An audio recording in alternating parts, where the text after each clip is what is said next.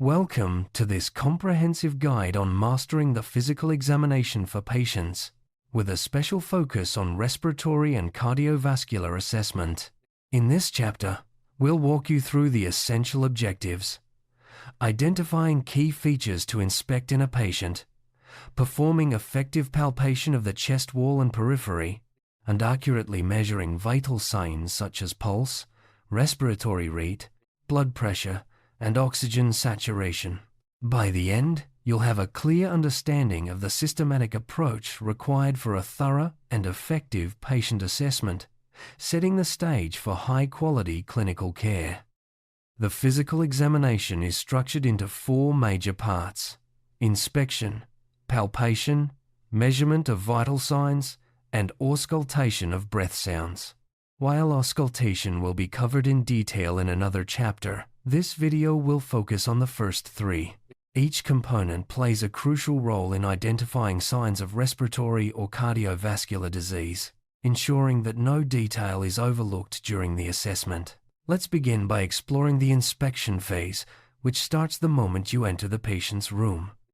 Inspection begins as soon as you enter the patient's room. Observe the patient's expression, posture, the type of bed, and any surrounding equipment. These initial observations can provide valuable clues about the patient's comfort, pain level, and overall condition. Pay attention to whether the patient appears comfortable, in pain, or in respiratory distress, and note their body build, whether they are stocky, thin, or cachectic. These details set the foundation for a focused and effective examination. Next, consider the patient's position. Is the patient lying, sitting, or in another posture? Evaluate whether this position is optimal for recovery and minimizes complications. The way a patient positions themselves can reflect their comfort, respiratory effort, or even underlying pathology. For example, patients in respiratory distress may prefer to sit upright to ease breathing. Always ensure the position supports both comfort and clinical needs. The patient's face can reveal a lot about their health status. Observe their expression. Are they relaxed, anxious, or distressed? Check if the patient is awake and alert, or disoriented. Look at the lips for color. Pink lips suggest good oxygenation, while cyanotic bluish lips may indicate hypoxia. Notice if the patient is breathing through pursed lips or if there is nostril flaring, both of which can signal respiratory distress. These subtle facial cues are vital for early detection of serious conditions. Moving to the neck, observe whether the patient is using accessory muscles for breathing, such as the trapezius or sternocleidomastoid, even at rest. This can indicate increased work of breathing. Also, check for jugular venous distension, which is best seen when the patient's neck is at a 4-5 degree angle. Jugular venous distension can be a sign of heart failure or fluid overload, making it a critical observation in the physical exam. Inspect the chest wall for its shape and symmetry. Is the chest wall normal, barrel-shaped, or deformed in any way?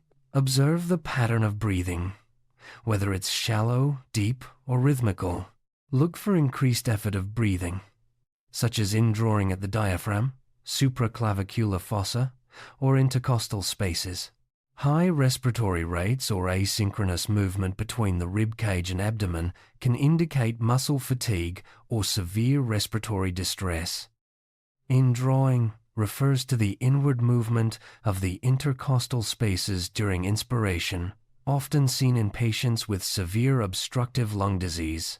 This sign indicates increased inspiratory effort and can be observed at the diaphragm, supraclavicular fossa, or intercostal spaces. Recognizing indrawing is crucial for identifying patients who are struggling to breathe and may require urgent intervention. The condition of the skin provides important information about the patient's health. Check if the skin is pink and healthy or shows pallor, which may indicate anemia. Look for sweating diaphoresis, which can be a sign of distress. Note any bluish tinge, cyanosis, scars, bruises, or surgical incisions. Reddened areas may suggest prolonged pressure, while dry, scaly skin, thick nails, or hair loss can point to arterial insufficiency.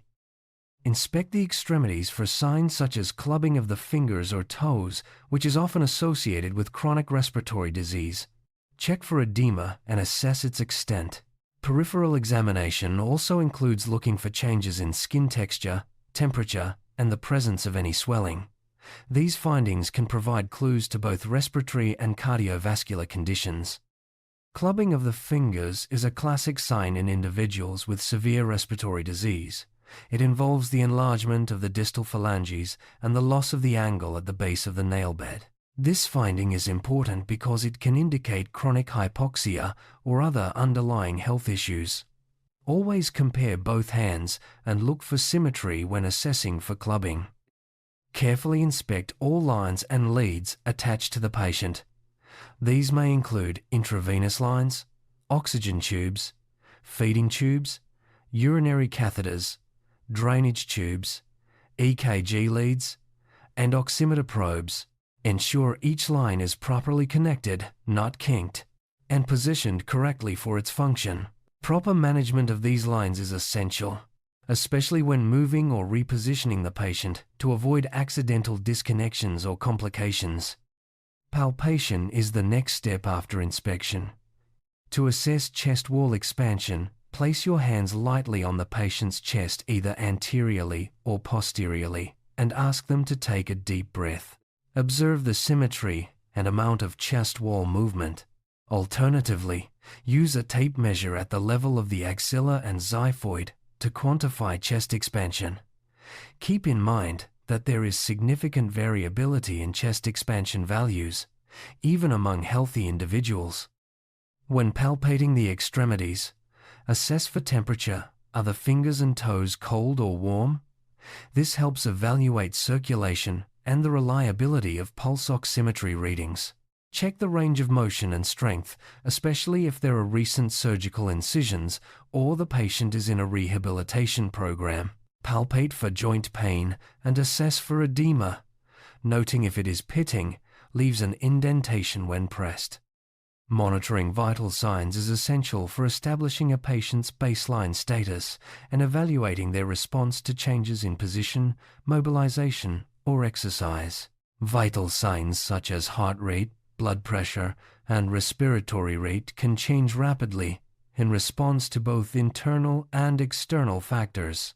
It's important to create a calm environment for accurate measurements, as anxiety or activity can temporarily elevate these values.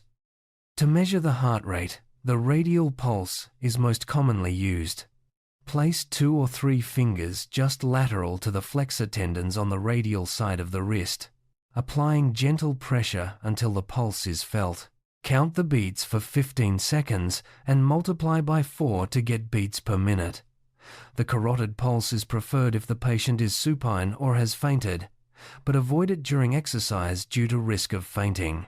Peripheral pulses can be checked if arterial insufficiency is suspected, though Doppler ultrasound is more accurate. Understanding normal ranges for heart rate, respiratory rate, oxygen saturation, and blood pressure is crucial. For adults, a normal heart rate is 60 to 100 beats per minute. Respiratory rate is 12 to 16 breaths per minute. Oxygen saturation is 95% to 100%, and blood pressure should be less than 120 over 80 mmHg. These values differ for infants and adolescents, so always consider the patient's age when interpreting results. To assess respiratory rate, observe the movement of the chest wall or abdomen without alerting the patient, as awareness can alter their breathing pattern. Do not place your hand on the patient's chest or abdomen during this measurement. Accurate respiratory rate assessment is vital for detecting respiratory distress or other underlying issues. Oxygen saturation, SPO, is measured using pulse oximetry, which involves attaching a probe to the ear, finger, or other body parts. This method is less accurate than arterial blood gas sampling but is non-invasive and quick. Ensure the probe is properly attached and that the patient's periphery is warm for reliable readings. Movement, poor circulation, or increased pigmentation can introduce errors. Always compare the oximeter pulse rate with the palpated pulse for accuracy. Pulse oximetry readings can have a plus or minus 2% to 3% error margin when SPO2 is between 85% and 100%. The error increases at lower saturation levels. Always consider potential sources of error, such as improper probe attachment or patient movement. If the palpated pulse and oximeter pulse rates match, the reading is more likely to be accurate. This attention to detail ensures reliable monitoring of oxygenation. Blood pressure, BP, measurement is straightforward and provides essential information about how well a patient is coping with exertion. To measure BP, have the patient rest for 5 minutes. Then position their bare arm at heart level with the palm facing up. Wrap the cuff around the upper arm. Place the stethoscope over the brachial artery and inflate the cuff. Release pressure slowly while listening for systolic and diastolic sounds. If BP exceeds 140/90, remeasure after a 10-minute rest. When measuring BP, ensure the cuff's bladder is over the brachial artery, about 2 to 3 centimeters above the elbow crease. Inflate the cuff to 160 mm 8 or 30 mm 8 above expected systolic pressure. Release pressure at 2 mm H per second. Listening for the first tapping sounds systolic, and the point where sounds disappear, diastolic. High initial readings may be due to anxiety, so always confirm with a repeat measurement if needed. For patients with low blood pressure or those in critical care, intra-arterial catheterization and Doppler ultrasound provide more accurate BP measurements. These methods are especially useful when standard cuff measurements are unreliable. Always choose the most appropriate method based on the patient's condition and clinical setting. A practical challenge in acute care is managing all the lines and leads attached to a patient. When moving a patient, such as rolling them onto their side or transferring them to a chair, carefully track every line to avoid accidental disconnections. This requires planning and teamwork, especially in complex cases with multiple devices. Mastering this skill is essential for safe patient handling. To summarize, inspection involves a systematic review of the patient's general appearance, position, facial expression, neck, chest, wall, skin, periphery, and all attached lines. Each observation provides critical information that guides further examination and intervention. Developing a keen eye for these details is the foundation of effective clinical practice. Palpation complements inspection by providing tactile information about chest, wall movement, peripheral temperature, edema, and joint pain. Mastery of palpation techniques enhances your ability to detect subtle changes in a patient's condition, supporting accurate diagnosis and timely intervention. Accurate measurement of vital signs, pulse, respiratory rate, oxygen saturation, and blood pressure is fundamental for monitoring patient stability and response to treatment. Always use proper techniques and consider patient-specific factors to ensure reliable results. These measurements are the cornerstone of patient monitoring in both acute and chronic care settings. Inspection is the process of visually examining the patient for signs of disease or distress. It begins the moment you enter the room and continues throughout the assessment. Key features include general appearance, posture, facial expression, and the presence of medical devices. Inspection provides the first clues that guide further examination. Palpation involves using the hands to feel for abnormalities in the chest wall, extremities, or other body parts. It helps assess movement, temperature, swelling, and pain. Palpation is essential for detecting findings that are not visible during inspection, providing a more complete picture of the patient's health. Vital signs are objective measurements that reflect essential physiological functions. They include heart rate, respiratory rate, blood pressure, and oxygen saturation. Monitoring these parameters is crucial for detecting changes in a patient's condition and guiding clinical decisions. Clubbing is a physical sign characterized by the enlargement of the distal phalanges and loss of the normal angle at the nail bed. It is often associated with chronic respiratory or cardiovascular disease and indicates long-standing hypoxia. Recognizing clubbing is important for diagnosing underlying conditions. Cyanosis refers to a bluish discoloration of the skin or mucous membranes due to low oxygen levels in the blood. It can be central or peripheral and is an important sign of respiratory or cardiovascular compromise. Early detection of cyanosis can prompt timely intervention. Edema is the accumulation of fluid in the tissues, leading to swelling. It can be pitting, where an indentation remains after pressing, or non-pitting. Edema is commonly seen in heart failure, kidney disease, or local injury. Assessing the extent and type of edema helps in diagnosing and managing underlying conditions. Pulse oximetry is a non-invasive method for measuring the oxygen saturation of hemoglobin in the blood. It uses a probe attached to the finger, ear, or other sites. While convenient, it is subject to errors from poor circulation, movement, or improper attachment. Always interpret readings in the clinical context. Blood pressure is the force exerted by circulating blood on the walls of the arteries. It is measured in millimeters of mercury, can recorded as systolic over diastolic pressure. Accurate BP measurement is vital for assessing cardiovascular health and guiding treatment decisions. Accessory muscles, such as the trapezius and sternocleidomastoid, assist with breathing during increased respiratory effort. Their use at rest is a sign of respiratory distress and should prompt further evaluation for underlying pathology. Jugular venous distension is the visible enlargement of the jugular veins, often seen when the patient is at a 4-5 degree angle. It is a key sign of increased central venous pressure, commonly associated with heart failure or fluid overload. Indrawing is the inward movement of the intercostal spaces, supraclavicular fossa, or diaphragm during inspiration. It is a sign of increased respiratory effort and is commonly seen in severe obstructive lung disease or respiratory distress. Pitting edema is a type of swelling where pressing on the skin leaves a visible indentation. It is often associated with heart failure, kidney disease, or venous insufficiency. Assessing for pitting helps determine the severity and possible causes of edema. Range of motion, ROM, and strength assessment of the limbs is important, especially after surgery or during rehabilitation. Limitations in ROM or decreased strength can indicate complications or the need for targeted therapy.